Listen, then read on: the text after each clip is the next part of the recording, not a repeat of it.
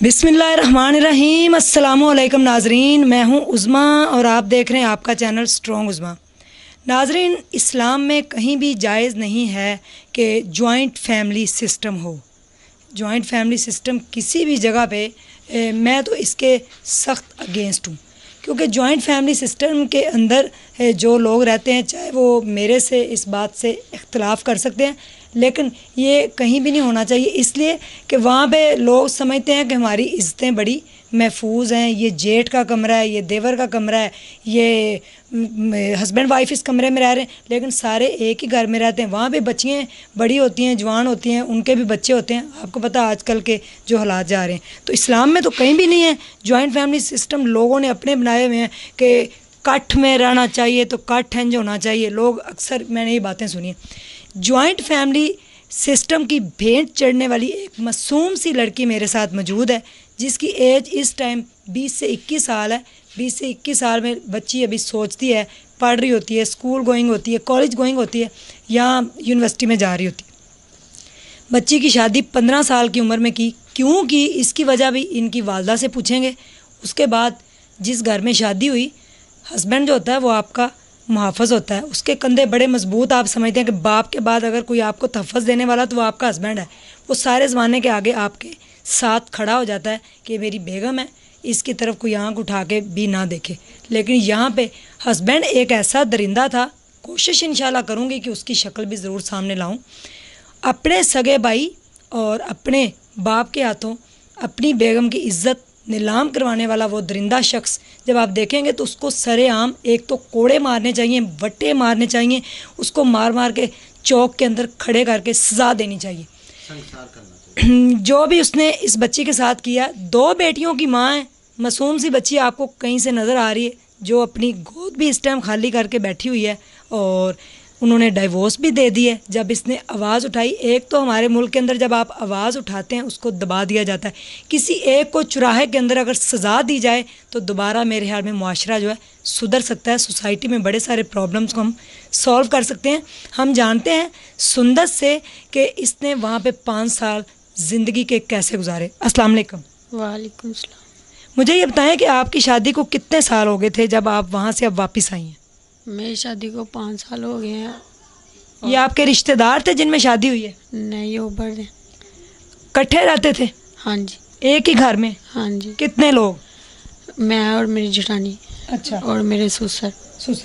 जेठ साहब ने क्या कहा आपको पहले दिन जब आप, यानी कि आपने आगे अपने अब्बू को बताई वो बात जिसके ऊपर फिर आपकी ये डाइवोर्स हुई? मैंने मेरे मियाँ ने उनके कमरे में मुझे भेजा। क्यों भेजा? कह रहा उनके अंदर कोई स्प्रे है, मुझे क्या पता क्या है उनके अंदर। और मेरा पाँव एक बाहर है और एक कमरे में, और उसने पीछे से धक्का लगा के और बाहर से कुंडी लगा दी है, अंदर से उसने लगा दिया। वो सोया हुआ था, उसने उठ के वो मेरे साथ ज्यादती शुरू कर दिया और मैंने उसको आगे से मारा। आपने कोई चीज़ मारनी थी उसके सिर के? मैंने उसके बाल बूल खींचे, जो मुझसे हुआ है। कभी ऐसा काम तो किया नहीं जी। तो बाहर से उसने कुंडी खोल दी, अंदर से उसने आगे से अपनी अम्मी को ले आया। उसकी अम्मी ने मेरे हाथ जोड़े कि किसी को बताना ना। आपने फौरी तौर पे सारे मोहल्ले को इकट्ठा करके बता देना था कि इन्होंने मेरे साथ ये किया। 4 बजे का टाइम है। फिर मैंने सुबह उठी, शोर डाल दिया, और मेरा हस्बैंड उठा, उस बाहर से सोटी ले गया, उसने मेरे बाजू पर मारा और ये मेरा बाजू टूट गया। बाजू तोड़ दिया था? हाँ जी। अच्छा। और सर में मारे और पेट में टांगे मारी, तो सारे मोहल्ले वालों ने भी देखा। उसके बाद क्या हुआ? उसके बाद मेरी चाची गई।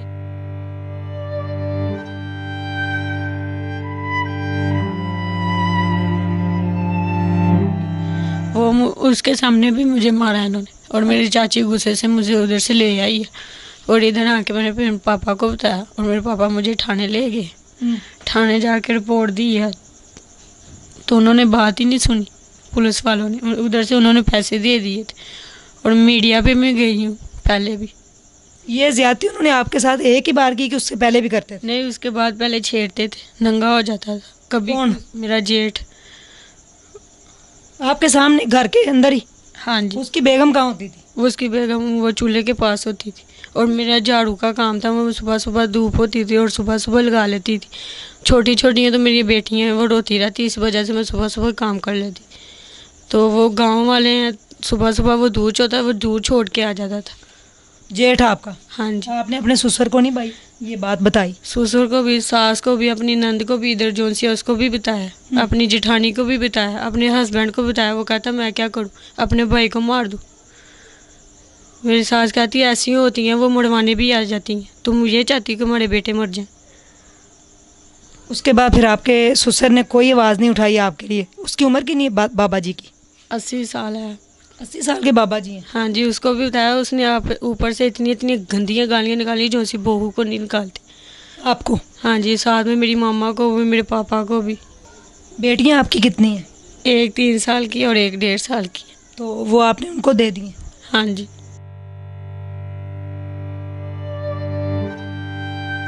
साथ नहीं लेके आई? नहीं, उधर से उन्होंने मुझे मार के निकाल दिया था। कितनी देर हो गई? महीना हो गया। अच्छा। तो बच्चियां आपके साथ अटैच होंगी, वो तो कह रही होंगी मामा कहाँ चली गई हैं?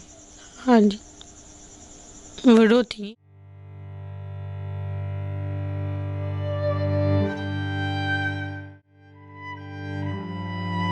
वापिस नहीं लेनी? लेनी है। आपके अब्बू क्या कहते हैं? मेरे अब्बू भी कहते हैं ले ले, मैं पाल लूँगा, रख लूँगा उनको। आप कोर्ट में केस करें ना, क्योंकि बच्चियां तो वो नहीं रख सकते, बच्चियां भी छोटी हैं, वो माँ की कस्टडी में रहेंगी। कहा है पापा को, तो वो कह रहे हैं तुम कह दो तो हम ले लेते हैं बेटा। मोहल्ले वालों ने कोई एक्शन नहीं लिया जब उनको पता भी चल गई इनकी सारी हरकतें? नहीं, वो उनके साथ मिल गए थे सारा मोहल्ला? हाँ जी, वो आते थे चौधरी उनके साथ, वो उनकी बात ही करते थे। जी नाजरीन, गरीब की कोई ज़िंदगी नहीं है। गुर्बत जब आती है तो वहाँ पे आवाज़ को भी दबा दिया जाता है। चौधरी सिस्टम, सरदार सिस्टम, वडेरा सिस्टम, ये हम सुनते भी आए और देखते भी आए। इसकी जो जुल्म के इन्होंने जो पहाड़ तोड़े हैं वो गरीबों के ऊपर ही तोड़े हैं। तो मासूम सी बेटी हमारी कौम की हमारे सामने है, जिसकी आगे 2 मासूम बची हैं। अगर वो अपनी बीवी को तहफ़्फ़ुज़ नहीं दे सका तो सोचें वो अपनी बेटियों को कैसे तहफ़्फ़ुज़ देगा। सवाल यहाँ पे ये है, सवालिया निशान ये है कि इदारे कहाँ हैं? हमारी NGOs ह्यूमन राइट्स के ऊपर, वुमेन एम्पावरमेंट के ऊपर बड़ा काम हो रहा है, लेकिन वो इदारे कहाँ हैं? जब ऐसा केस मीडिया के ऊपर आता है, लोग मजबूर होकर आते हैं, तो वो आपसे पैसों की डिमांड नहीं कर रहे होते, वो सिर्फ चाह रहे होते हैं कि हमारी इज़्ज़त जो है पमाल हुई है उसको तहफ़्फ़ुज़ दें, हमें तहफ़्फ़ुज़ चाहिए। लेकिन कोई भी इदारा कहीं भी हरकत में नहीं आता। लोग रो के पीट के चुप कर जाते हैं, बैठ जाते हैं, क्योंकि वो गरीब है, उनका साथ कोई नहीं देता। अब आप क्या चाहती हैं सुंदस? उनको सज़ाए मौत होनी चाहिए। किस किस को होनी चाहिए? मेरे हस्बैंड को और मेरे जेठ को। और ससुर को नहीं होनी चाहिए? उसको भी होनी चाहिए, क्योंकि वो 80 साल के बाबा जी ने ये 2 जो पैदा किए हुए हैं नासूर, सबसे पहले सज़ा होनी चाहिए ससुर को। हाँ जी, ताकि वो आगे से फिर इन दोनों को आगे से कोई ऐसी नस्ल ना पैदा हो जो किसी और बेटी का घर बर्बाद कर सके। हाँ, उसको सबसे पहले होनी चाहिए। सबसे पहले होनी चाहिए। ससुर भी आपको गंदी गालियाँ निकालते थे? हाँ जी। आपने कहा नहीं आप मेरे वालिद की जगह पे हैं, बल्कि मेरे वालिद तो अभी जवान है, आप तो 80 साल के बाबा जी हैं। यही मैंने उसने मुझे गालियाँ निकाली और मैंने अपने पापा को बताया, तो उसने कहा तुमने उसको क्यों बताया? ऊपर से मेरा दरवाज़ा खोल के पर्दा उठा के कहता नंगी हो तुम्हें डांग मारो, इतनी इतनी गंदी गालियाँ उसने निकाली।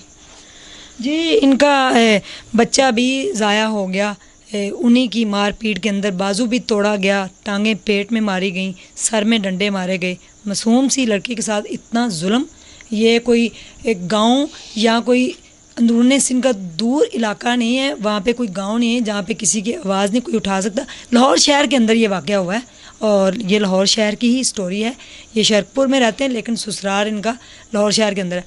कमेंट्स बॉक्स के अंदर ज़रूर बताइएगा जॉइंट फैमिली सिस्टम के बारे में और ऐसे लोगों के बारे में, और ऐसे जो शोहर हैं जो अपनी बेगमों को ख़ुद किसी के हवाले कर देते हैं, उनके बारे में ज़रूर एक कमेंट कीजिएगा।